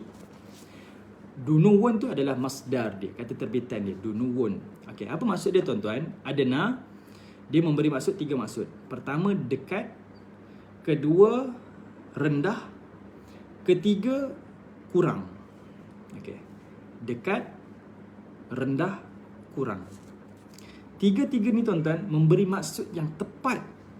Yang tepat di dalam Al-Quran. Sangat tepat. Kenapa? Bila Allah kata azab al-adna, azab yang dekat ni, para ulama tafsir memang sepakat. Ia adalah merujuk kepada azab di dunia. Okey, dia adalah merujuk kepada azab di dunia. Azab al-adna adalah azab yang didekatkan. Dekat mana? Apa yang paling dekat dengan kita? Akhirat ke dunia? Dunia. Okey, para ulama kata azab al-adna adalah azab yang didekatkan, azab di dunia. Kemudian adna tu merujuk pada rendah sebab kedudukan dunia lebih rendah daripada kedudukan akhirat. Dan adna juga bermaksud kurang. Maksudnya azab, keadaan, kesusahan kamu, bala petaka, ujian, kesusahan, kesakitan, kematian, musibah yang kamu terima dekat dunia, keadaan ni sebenarnya kurang sakit daripada azab dekat hari akhirat. Allah gunakan tiga maksud dalam satu kalimah je tuan-tuan. Kalimah adna. Sebab itu kalimah dunia dia datang daripada kalimah adna juga. Dana, dunuwun, adna, dunia. Kalimah dunia tu datang daripada kalimah ni. Dan 3 kalimah ni, 3 maksud dia memberi maksud dunia. Dunia ni paling dekat dengan kita. Dunia lah yang paling rendah keadaannya daripada akhirat. Dan dunia ni lah paling kurang kesakitan daripada akhirat. Kita nak bayangkan sakit akhirat ni macam mana? Tengok kesakitan dekat dunia ni. Kita rasa saya ni sakit bertimpa-timpa. Macam jatuh di timpa tangga kan. Dah jatuh kena timpa tangga pula, berganda-ganda. Kita rasa tak boleh bangun dah, terduduk dah sakit dia. Azab akhirat lebih lagi. Sebab azab dekat dunia sangat kurang. Tak sakit sangat sebenarnya. Okay? Tak sesusah dekat akhirat. Contohlah tuan-tuan. Apa yang paling azab dekat dunia ni? Musibah. Kemudian apa lagi? Ujian, kesakitan, kematian, penindasan, peperangan. Kita rasa, ya Allah, teruknya. Kita tengok sahabat-sahabat kita, saudara kita di Palestin. Ya Allah, berat ujian dia. Malam tadi saya tengok tuan-tuan di Palestin, ada anak yang kurang 1 tahun kena rubber bullet tu. Peluru getah dekat anak tu. Kalau tuan-tuan search yang baru ni, baby tu. Tembus tuan-tuan, tapi getah lah, dia tak mati. Menangis baby tu, subhanallah, tak boleh bayang. Saya rasa, ya Allah, dengan penindasan, pencerobohan, peperangan, kita rasa ni azab ni, sakit ni. Tapi Allah membayangkan itu adalah dunia. Yang mana dunia tu, kalimah adna bermaksud dia tak sakit, dia kurang daripada azab dekat hari akhirat. Okay? Jadi saya ulangi sekali tuan-tuan. Adna bermaksud dekat, rendah, kurang. Okay, jadi itu bayangan Allah Ta'ala kepada kita di dunia ni. Azab yang dekat. Dan adna ni tuan-tuan, kurang nak perhatikan. Kita susah-susah kita di dunia tuan-tuan, kita masih lagi berkeluarga. Berbanding kita susah di hari akhirat, kita susah seorang diri tuan-tuan. Sakit-sakit kita dekat dunia ni tuan-tuan, kita boleh bergantung lagi pada mak ayah, adik-beradik, pasangan, keluarga, kan, sahabat andai kita. Kita boleh luah perasaan. Sakit dekat akhirat, kita bersendirian. Itu yang benda yang kita kena pegang, kita kena faham. Kedua, sakit-sakit kita, susah-susah kita dekat dunia tuan-tuan, kita masih lagi ada nikmat bernafas, boleh lagi makan. Kita masih lagi boleh hidup. Susah dekat akhirat tuan-tuan, dia bukan susah, dia azab. Beza tuan-tuan, kita susah dekat dunia susah, tapi kita tak kena pukul, kita tak kena bakar, kita tak diazab, kita hanya susah. Itu pun kita rasa, ya Allah, susahnya lah. Bayangkan akhirat tu, dia bukan susah, dia diazab. Okay? Dia diazab. Tak ada nikmat tuan-tuan. Sebab itu Allah sebut la yamutu fiha wala yahya. Tidak ada kematian dalam neraka dan tidak ada kehidupan. La yahya, tidak ada hidup dekat neraka tu maksud tak ada nikmat. Sebab hidup ni adalah nikmat. Kan kita boleh bernafas, boleh makan, boleh minum, berkahwin dan sebagainya. Allah kata la yahya, tak ada hidup dekat dalam neraka. Maksud tak ada nikmat, semua azab belaka. Benda tu kita kena renung dan faham sungguh, ya Allah, macam manalah keadaannya. Okay, sebab itu azab susah dunia ni adalah sedikit, sementara. Okay, sangat sedikit, kurang daripada azab daripada akhirat Allah Subhanahu wa taala. Baik, tuan-tuan yang dirahmati oleh Allah, sebelum kita tadabbur lebih jauh lagi, kalimah adna ni para ulama tafsir pecah pada 4 tafsiran. Pertama, daripada Abdullah bin Mas'ud, dia mengatakan kalimah adna, azab al-adna, azab dunia ni kepada orang fasik adalah azab yang paling dekat dengan dia saat tu. Sebab surah ni surah Mekah. Azab yang paling dekat dengan orang itu adalah orang Mekah kalah di dalam peperangan Badar. Mereka terbunuh, mereka kalah teruk, dimalukan oleh tentera Islam di Madinah, dan mereka semua rumah di kota Mekah tidak ada yang gembira selepas perang Badar. Semua dalam keadaan kecewa. Tak kalah salah seorang daripada keluarga mereka, mesti ada yang terkorban di dalam perang Badar. Jadi itu azab yang Allah dekatkan pada orang fasik. Sebab orang fasik ketawakan Nabi. Nabi ditindas pada zaman Mekah ni. Jadi Allah kata, walanuziqannahum, kami rasakan kepada mereka azab yang dekat. Kata Abdullah bin Mas'ud, itulah azab dalam perang Badar. Itu yang paling dekat dengan mereka. Okey. Itu tafsiran pertama. Okey. Tafsiran yang kedua, kata Abu Ubaidah dan juga Al-Barra, ini sahabat Nabi sallallahu alaihi wasallam. Dia kata apa? Azab al-adna ni merujuk kepada azab kubur.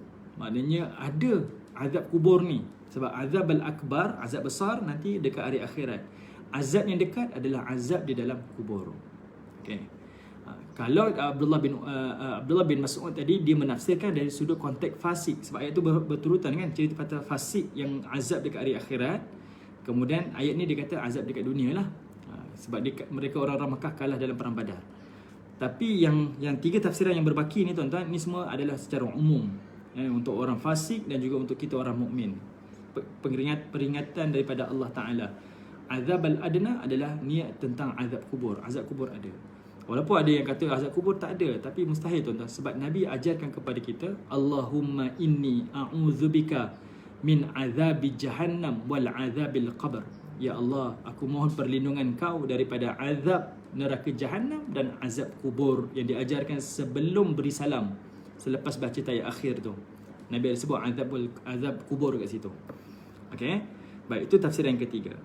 Tafsiran yang ketiga, tadi tafsiran kedua. Tafsiran yang ketiga, kata Abdullah bin Abbas, azab al-adna adalah merujuk kepada hukuman hudud yang dikenakan kepada mereka. Maksudnya sebelum mereka diazab dekat neraka, mereka dah dijatuhkan hukuman dekat dunia dah. Yang minum arak sekian azab, yang berzina sekian azab, sekian hukuman, sekian denda dan sebagainya, mengikut hukuman yang ditetapkan oleh syariat. Okey, baik. Yang pandangan yang keempat, azab al-adna ni kata Abdullah bin Abbas adalah merujuk kepada musibah-musibah di dunia. Okey, kesusahan-kesusahan di dunia, musibah-musibah di dunia. Sebelum orang fasik terkena azab dekat akhirat, Allah Ta'ala timpakan musibah dekat dunia dah. Bentuk bencana, bentuk kematian, bentuk kesakitan, bentuk malapetaka. Tujuan dia untuk mereka sedar Allah Ta'ala. Okay. Untuk mereka sedar dan bertaubat kepada Allah. Itu sebenarnya kata Abdullah bin Abbas. Tafsiran yang keempat ni lebih tepat tuan-tuan. Okay. Tafsiran yang keempat daripada Abdullah bin Abbas ni lebih tepat. Azab al-adna adalah azab di dunia. Azab dunia apa? Maksudnya musibah-musibah yang Allah turunkan kepada mereka.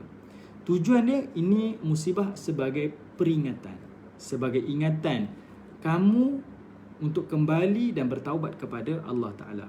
Okey, saya bagi contoh tuan-tuan. Tuan-tuan boleh buka surah At-Taubah, surah yang ke-9 ayat 55.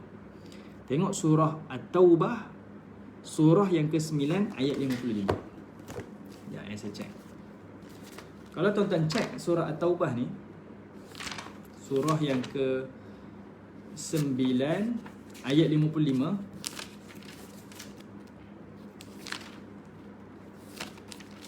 Surah At-Taubah, surah yang ke-9 ayat 55, Allah ada sebut, fala tu'jibka amwaluhum wala auladuhum innama yuridullahu liyu'adzibahum biha fil hayatid dunya wa tazhaqa anfusahum wa hum kafirun.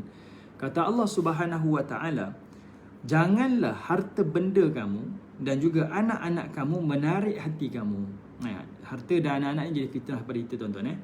Allah kata jangan, fitnah ni bukan benda jahat. Maksudnya benda ni lah yang akan secara tak sedar dia merosakkan kita, kan? Okey. Jadi Allah kata jangan sampai anak-anak dan harta ini menjadi menarik kita, menarik hati kita. Sesungguhnya Allah mengkehendaki memberi harta dan anak-anak itu untuk menyeksa mereka. Tuan-tuan perhatikan. Allah kata innama yuridullahu liyu'adzibahum biha fil hayatid dunya. Allah berikan mereka harta, Allah berikan mereka anak. Tapi Allah nak bagi tahu, Allah Ta'ala berikan tu harta dan anak pada mereka ni adalah sebagai azab fil hayatid dunya. Kepada mereka ni sebagai azab dekat dunia. Kadang kita compare, kenapa orang kafir ni lagi kaya kita ni, berjaya daripada kita? Sebenarnya tuan-tuan, itu adalah azab. Azab. Kenapa azab? Satu, dari sudut harta, tuan-tuan. Dengan kekayaan dia menjadikan dia bergaduh, berbalah, bermusuhan, sanggup sampai berbunuhan. Kita boleh tengoklah macam-macam kes, kan? Sebab harta, sebab itu macam-macam dia jadi kerosakan pada dia. Sebabkan harta, hilang ketenteraman hidup dia, tak rasa tenang, tak rasa selesa. Allah Ta'ala sebut, harta yang aku berikan pada mereka, anak-anak aku beri pada mereka, itu adalah sebagai liyu'adzibahum, sebagai azab pada mereka. Anak-anak menjadi azab, tuan-tuan, sebab kerana anak-anak, ada anak-anak, tuan-tuan, anak-anak bergaduh. Anak-anak ni macam-macam kerenam, macam-macam perangai, minta itu, minta ni. Bahkan kadang-kadang anak-anak tu yang menjatuhkan perniagaan dia. Anak-anak itulah yang merosakkan hartanya. Anak-anak itulah yang membunuh dia. Jadi orang mukmin tak perlu kecewa dengan apa yang Allah berikan pada dia, apa yang Allah takdirkan kepada dia. Sebab boleh jadi harta yang dia miliki, anak-anak yang dia miliki adalah azab untuk mereka. Jadi azab al-adna, kata Abdullah bin Abbas, adalah sebagai malapetaka kepada mereka dekat dunia.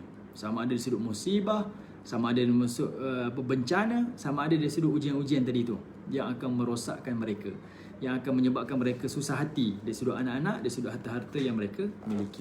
Okey, tuan-tuan boleh tengok dalam surah Al-Hajj, surah At-Taubah ayat surah ke-9 ayat 55. Okey. Baik, tuan-tuan yang dirahmati oleh Allah Subhanahu wa taala. Okey. Baik.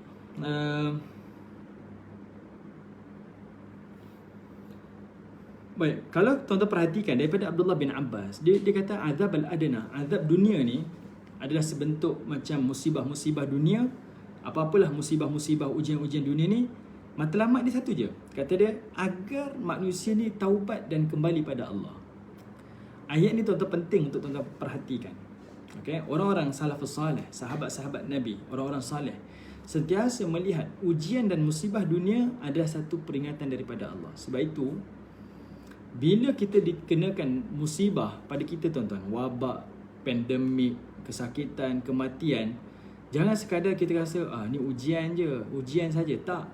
Itu adalah ingatan supaya kita kembali pada Allah. Sebab itu kalau tuan-tuan tengok pada ayat yang ke-21 ni, ending dia bila Allah kata azabal adna dunal azabal akbar, aku beri kamu azab dunia sebelum azab besar di hari akhirat.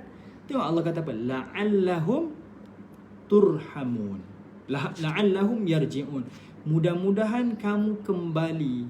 Kat situ adalah menunjukkan rahmat daripada Allah. Allah beri kita ujian, musibah, kesakitan dunia ni, tuan-tuan, tujuan satu je, untuk kamu kembali pada Allah, untuk ingat dan bertaubat kepada Allah. Sebab itu bila kita kena wabak pandemik, tuan-tuan, hari ini semalam sampai 6,000, tak cukup sekadar kita solat hajat. Sebab cara yang paling betul dan benar, setiap ujian yang Allah timpa pada kita, musibah yang Allah timpa pada kita, adalah mohon istighfar, mohon pengampunan. Tuan-tuan tengok pada kisah para rasul, kisah yang turun pada Nabi Musa, Nabi Yunus, dan juga musibah ujian yang Allah turunkan kepada Nabi Adam. Bila Allah keluarkan mereka daripada syurga, Allah Ta'ala campakkan Nabi Yunus dalam lautan, ditelan ikan Nun. Dua-dua Nabi ni, tuan-tuan, buat apa, tuan-tuan? Bila ditimpa ujian dan musibah, dua-dua minta pengampunan. Sebab itu bila kita dikenakan ujian dan musibah, perkara paling besar kita kena sedar itu adalah ingatan Allah untuk kita kembali pada Dia. Sebab itu Allah kata la'allahum yarji'un. Tuan tengok ayat 21 last kali tu. La'allahum yarji'un. Itu kata kunci dia. Mudah-mudahan kamu kembali. Aku bagi kamu rasa azab dunia ni sebelum azab akhirat untuk kamu kembali pada aku. Itu rahmat tuan-tuan. Azab tu adalah rahmat. Azab dunia, musibah dunia adalah rahmat untuk kita ingat Allah. Okey. Tuan-tuan tengok Nabi Adam AS, bila Allah campakkan keluar daripada neraka, daripada syurga, apa yang Nabi Adam doa tuan-tuan? Tuan-tuan boleh tengok dalam surah Al-A'raf ayat 23, doa yang masyhur.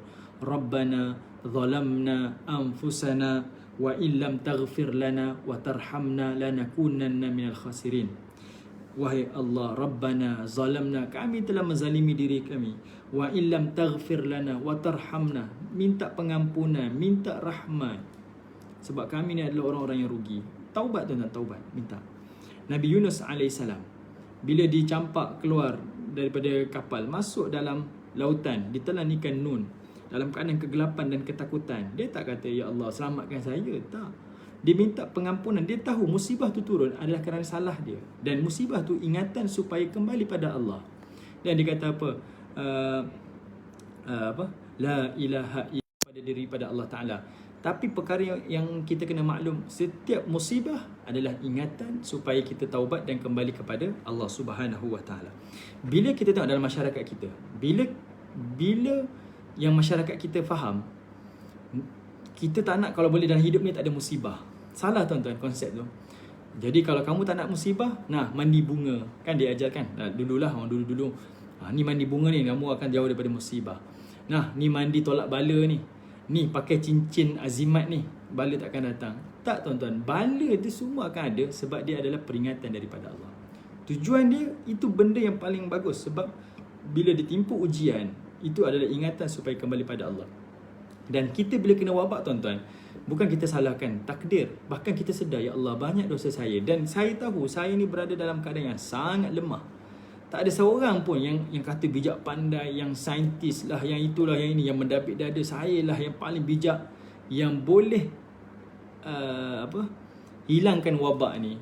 Sedangkan ni wabak yang tak nampak kan, tak tahu. Tidak ada seorang pun yang boleh tolak, yang boleh sembuhkan, yang boleh macam-macam lah, datangkan ubat dan sebagainya. Tidak ada. Semuanya tidak mampu. Sebab kita kena faham, kita adalah manusia yang sangat lemah. Semuanya adalah takdir dan kehendak Allah Subhanahu Wa Ta'ala. Bila faham ni tuan-tuan, sepatutnya membawa kita ingatan pada Allah, makin dekat pada Allah. Tapi lagi wabak, lagi macam-macam kejahatan yang manusia buat, macam tidak ada peringatan daripada Allah. Seolah-olahnya ni adalah sekadar takdir saja, wabak ni adalah penyakit biasa saja. Tak ada satu pun yang melihat ini adalah datang daripada Allah, tak membawa ingatan kepada Allah Subhanahu Wa Ta'ala. Okey. Baik tuan-tuan yang dirahmati oleh Allah Subhanahu Wa Ta'ala, sepatutnya kita sambung ayat 21, tapi baru sampai ayat 21 sahaja. Saya minta maaf sangat-sangat pada tuan-tuan sebab hanya dapat satu ayat sahaja untuk hari ini. Tapi ala kuliah tuan-tuan, insya-Allah nanti kita akan sambung pada ayat 22. Dan kalau boleh saya tak ulanglah kita punya tafsiran ni, sebab pada ayat 22 sampai nanti ayat akhir ni dia akan ada rentetan dia. Dan Allah Ta'ala beritahu pada Nabi pada surah ini, bukan sekadar kamu tengok saja cerita orang fasik dan orang mukmin, nanti kamu akan tengok Allah datangkan contoh daripada umat terdahulu, Nabi terdahulu. Dan Allah Ta'ala akan kembali balik recall kita cerita tentang Al-Quran. Kenapa kamu kena pasak dan pegang betul-betul Al-Quran ni? Sebab ini adalah tema kepada surah As-Sajdah. Keimanan pada Allah, pada Quran dan juga pada Rasul. Okey, baik. Jadi anda kuliah tuan-tuan, semoga ada manfaat daripada majlis ini. Semoga Allah Subhanahu Wa Ta'ala terima amalan kita, insya-Allah. Baik, ada apa-apa soalan ke tuan-tuan? Saya minta maaf tak sempat nak bertegur sapa pada semua. Selamat Hari Raya semua. Semoga terus berjuang, puasa 6, terus istiqamah menghidupkan, meramadankan bulan-bulan selepas Ramadan ni tuan-tuan. Bulan Ramadan kita tahu, sebenarnya sehari kita mampu puasa selama sebulan. Jadi selepas Ramadan tuan-tuan, sebenarnya kita mampu nak beribadah puasa ni. Tak dapat puasa putih, puasa Isnin Khamis kan. Kemudian kita tahu sehari kita mampu sebenarnya untuk baca Quran 1 juzuk.